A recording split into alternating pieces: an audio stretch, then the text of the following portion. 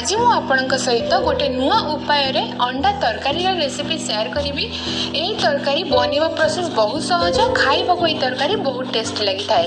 आपण यही अंडा तरकारी को रुटी भात उभय सहित खाई पारिबे, खाइबा पई बहुत टेस्टी। तो चल स्टार्ट करिबा।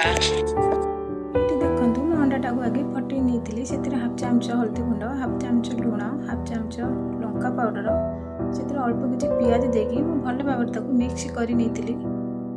आमे आकु भल भाबरे मिक्स करला परे 10 मिनिट पई आमे मैरिनेट करिकि रखि नबा, आकु कवर करिकि। एही परि अंडार गोटे रेसिपी तरकारी आपण माने थरे घरे ट्राई करिकि देखंतु। एठी देखंतु मु मसला रेडी करि नउछि। 2टा मीडियम साइज रे रसुण, 1 इंच अदा, हाफ चमच जीरा, हाफ चमच धनिया, गोटे पियाज आकु भल भाबरे आमे मिक्स करि नबा। एठी देखंतु मु पैन बसी नेइतिली, सेतिरे अल्प किछि तेल सबुतिरे मु गोटा गोटा करिकि तेल ऐड करि नेइतिली। एबे तेल टिके गरम होला परे मु सेतिरे अंडा को मैरिनेट करि रखितिली, सेतिरे मु गोटा गोटा करिकि ऐड करि नउछि।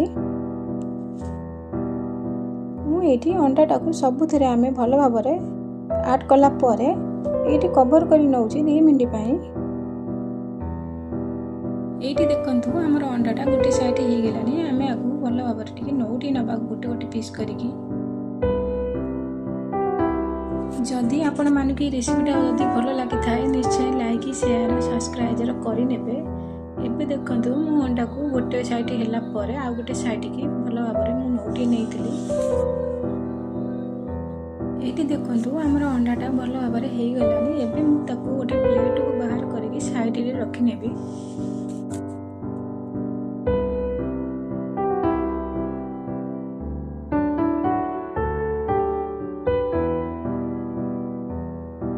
एठी देखंतु मु कड़ा बसैकी गरम करि नेइतिली। 7 रु 8 चमच तेल ऐड करि नेछि। सेतिरे किछि गोटा मसला अल्प किछि जीरा मु सेतिरे ऐड कर दोछि।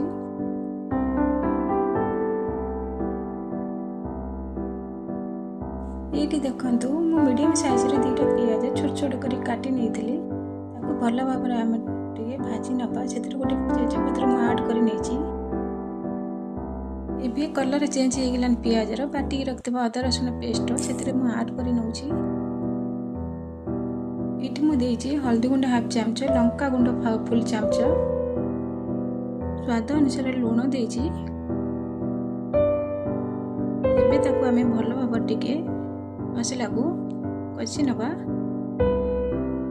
एठी देखंतु 10 मिनिट पई निहाती मसला को भलो भाबर मु एठी कछि नउछि। मसला रे तेल छाड़िला पर्यंत आमे कसी चलीबा। एठी देखो मु ऐड करछि हाफ चमच चीनी सेतिरे ऐड कर नउछि।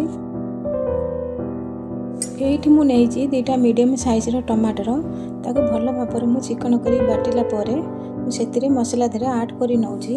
आकु निहाती 5 मिनिट पई आमे भलो भाबर टिके कसी नबा। एठी देखंतु हमर जो टमाटर जो कंचा स्मेल आमे आकु एठी भलो भाबर निहाती 10 मिनिट पई आमे कसी नबा। एठी देखंतु मसला रा हमर कलर चेंज हे आसिलानी, मसला भी भल भाबर कसी हे गेलानी।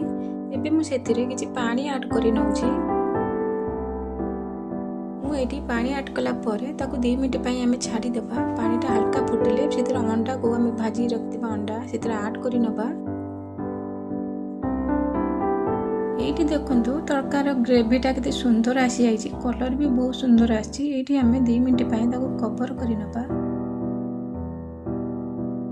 एठी देखंतु तरकारीटा पूरा कंप्लीट हे गेलानी। मु सेतिरे किछि गरम मसला ऐड करि नउछि, किछि धनिया पत्र हमें आकु भल भाबरे टिके मिक्स करि नबा। एठी हमर तरकारी भल भाबरे कंप्लीट हे गेला। एबे मु गैस को ऑफ करि नउछि। जदि आपण माने चाहिबे भात रोटी पिठा सबुतिरे खाई परिबे। जदि आपण माने की रेसिपीटा भल लागि थाए निहाती ताले लाइक शेयर सब्सक्राइब करि नेबे। रहउछि जय जगन्नाथ, नमस्कार।